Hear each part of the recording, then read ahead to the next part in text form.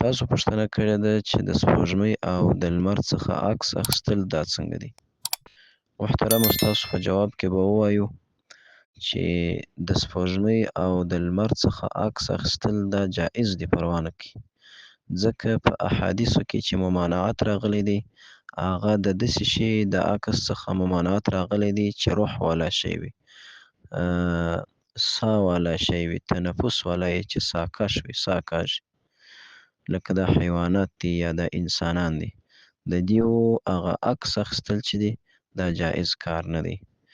اما د داسې شي عکس اخیستل یا یې نقش جوړول چې هغه روح والا نه وي نو د هغه د مباح دی، هغه پروا نه کوي.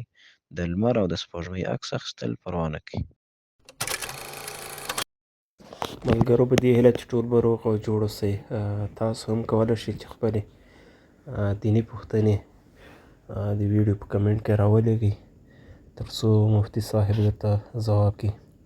ملګرو زموږ دا پوسټونه تر نورو ملګرو د ثواب په نیت شیر کوئ تر څو هر یو مسلمان د دې هر یو مسلې خبر او پوه شي.